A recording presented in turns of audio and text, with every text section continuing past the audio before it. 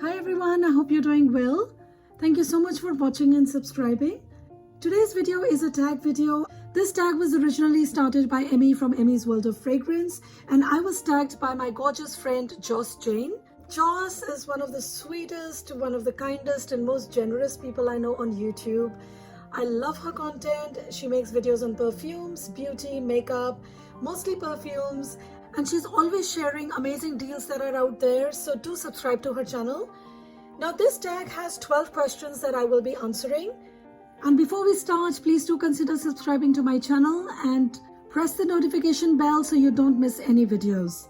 So let's dive in. Question 1. Why do you use fragrances?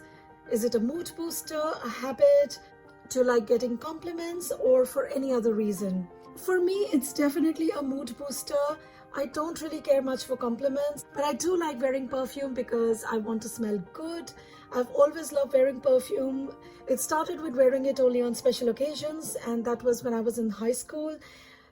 I used to wear my mother's perfumes and I just felt so luxurious, so special, so dressed up, grown up even.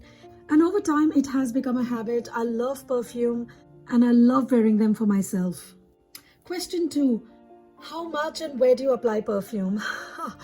Okay, so it all depends on the type of perfume, the type of occasion, weather, and all of those factors. But typically, I would say that I do maybe 8 to 12 sprays, depending on the perfume.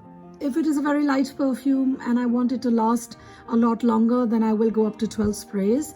And I do spray on my wrists, on my elbows. I also spray it under my arms, but on my clothes, not on the skin. I spray it on the back of my neck. I spray it on the back of my knees. I spray it on my neck. So just a bunch of sprays. I'll keep spraying over and over again till I can smell it because I want to smell my fragrance all day. If it's a very strong perfume that I know will get cloying if I overspray, then I will spray on my wrist, just one spray each, or maybe just a couple of sprays on the back of my neck. Question 3, how many perfumes do you use per day? Well, again, it depends, maybe 1 to 3. Mostly it's just one fragrance, to be very honest. And it all depends on how long lasting it is. I usually do carry maybe 2 to 3 different fragrances in my bag when I do carry a big bag for work. But if I'm just out and about, I carry a small crossbody which does not fit too many perfumes unless I have them in travel spray. So it all depends. If I'm wearing something that has worn off, I might switch it up or I might continue wearing the same one. But wearing 3 is very rare, but I have done it, so I am going to include that in my answer. But usually it's 1, sometimes it's 2, and very rarely it's 3. Question 4, do you enjoy other perfumed products? Yes, of course. I love candles. I also like lotions. I like oils, soaps, hand soaps. Just generally bath and body products. Sometimes I might even just use this particular oil. This is the Nuxe body oil. Question 5, what fragrance in your collection best represents your current taste and aesthetic? For that, I will go with Hermès's 24 Faubourg. Currently, this is my favorite. The bottle is absolutely stunning. It's in shape of their iconic scarves. The fragrance itself is so elegant and luxurious. And what I love most about it is that it transforms throughout the day. It starts off being a very cool, mossy chypre and then turns into a very nice, bright floral. And then it dries to a very warm, sandalwoody, ambery perfume. It's really very gorgeous. I feel very dressed up, very special, very sophisticated when I wear this, and it's really well made and it's really very classy. And that's the kind of perfumes I am drawn to. I like perfumes that are a bit complicated, that do change throughout the day, that do last very long and just make you feel special. And it's just absolutely beautiful. Question 6, fragrance that you love but don't wear often and why? I have quite a few like that, but I'm going to narrow it down to a couple. And first is Givenchy's Organza. Now this one is a very old bottle of mine. I think I bought it 15 years back or so. And the only reason why I don't wear it is because I'm saving it. I don't like the new formulation that much. I don't think it's as strong, so I'm just holding on to it. And that's the only reason why I don't wear it. But otherwise, it's such a gorgeous, woody, beautiful, beautiful perfume. Very elegant, very, very dressed up, very feminine. It's a gorgeous floral. It's got white flowers like jasmine, tuberose, gardenia. It has some spices and it's got vanilla and amber in the base. It also smells quite woody. The dry down is quite dry and very, very sweet and floral, and it's absolutely stunning. And the only reason I don't wear it is because I don't want to run out of this one. And the other fragrance that I absolutely love but don't wear that much is L'Heure Bleue from Guerlain. This one I've talked about in the past as well. It is an absolutely stunning fragrance, guys. I love it. It was love at first sniff for me. But because it's so gorgeous, it evokes a lot of emotions. There's something about this fragrance that makes me feel absolutely enchanted by it, very moved. It's a very moving fragrance. And a lot of people associate this with some sadness. I'm not sure about that, to be very honest. Maybe there is some truth to it, but I try not to think about it. I don't want to associate something so beautiful with something sad. But it is a very poignant kind of a fragrance. It makes you think things, makes you feel a lot more. And I think I need to be in the right mood for it. And I also feel that it's not up to me to decide when I have to wear it. I feel that it has to call my name that day. So many times I will go to my closet, I'll open it and I'll look at it and I'll wonder, if it's going to be the day today when this one wants to be worn. But sometimes, more often than not, it doesn't want to be worn by me. So I know it probably doesn't make any sense. It sounds quite silly. But that's how I feel about it. That's the only reason why I don't wear it. Otherwise, it's an absolutely gorgeous, stunning fragrance. Each time I wear it, I want to fill my bathtub with this and soak in it. That's how much I love it, but I just don't wear it that much. Question 7. Do you divide fragrances by masculine, feminine, seasonal, or based on any other categories? So I don't really divide my fragrances like that. I think not explicitly, but somewhere at the back of my head, I know I'm going to wear certain kind of fragrances only for summer, some only for winter. And ever since I started doing YouTube, I have made a spreadsheet for myself.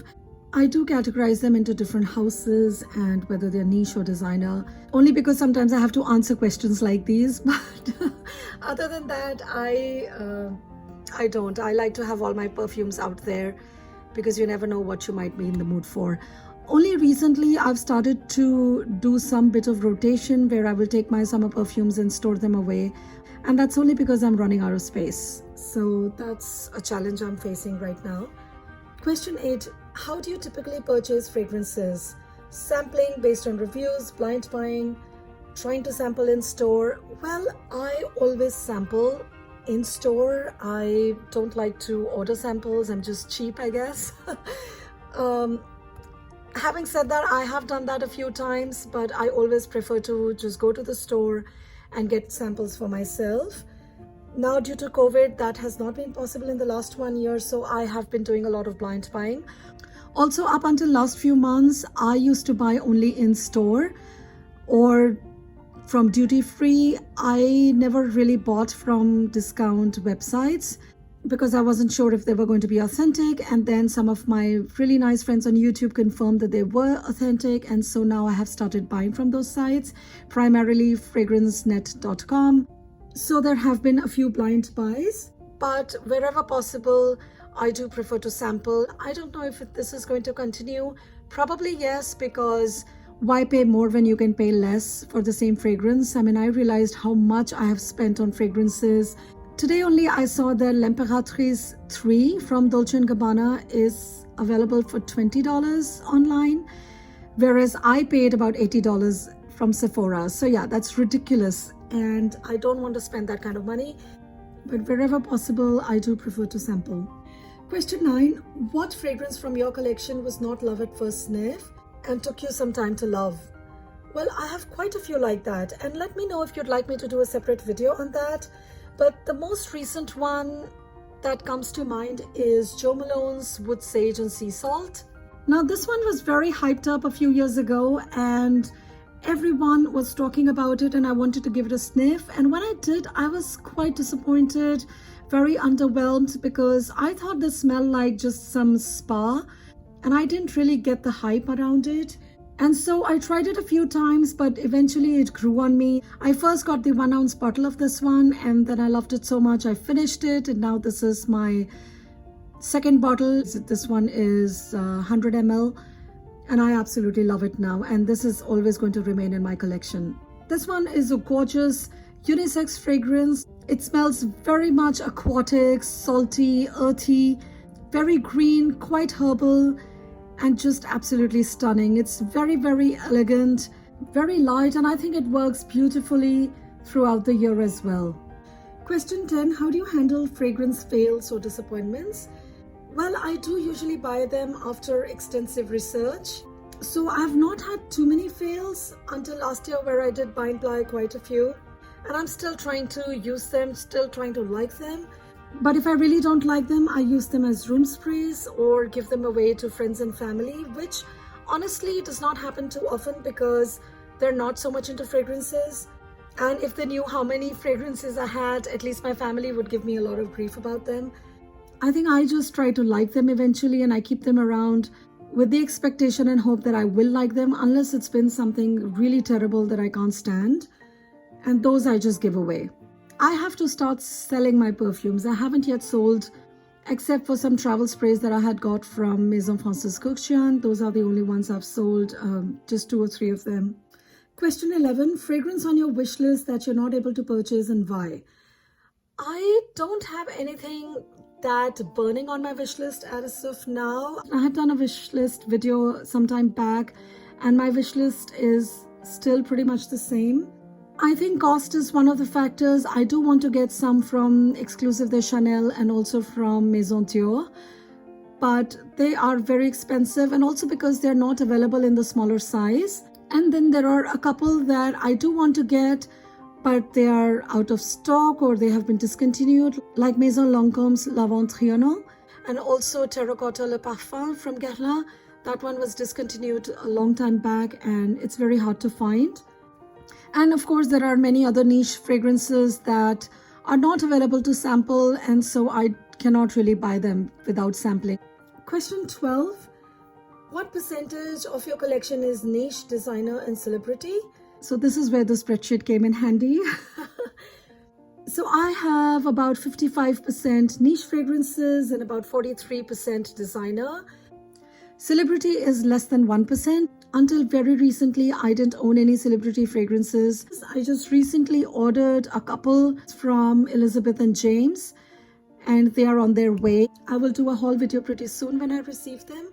And depending on how I like them, I might order more from the same house. But other than that, I don't like wearing celebrity fragrances. I never have been drawn to them. I don't think that they are the right kind of quality. The packaging is usually quite tacky. You can call me a snob or whatever, but that's how it's always been. The fragrances are not very refined. Most of them smell quite synthetic. I think the only celebrity fragrance that I would like to try is one from Anthony Hopkins. He recently launched a perfume. I would like to try it. I haven't yet bought it blind. And the other one that has unfortunately been discontinued is a fragrance by Catherine Deneuve, who's a French actress. I love her, and I also like the fragrances that she wears. I think her and my tastes are quite similar, and I'm quite sure I would have liked her perfume had it been still available. So that's it, guys. Those were the 12 questions and the tag. Thank you so much, Joss, for tagging me. If you are a fragrance YouTuber, please consider yourselves tagged. And if not, please do let me know what your answers would be to the questions in the comments below. I'd love to hear from you. Please give this video a big thumbs up if you liked it, and subscribe to my channel. Remember to hit the bell notification so you don't miss any future videos. Thank you so much for watching. I'll see you in my next video. Bye-bye.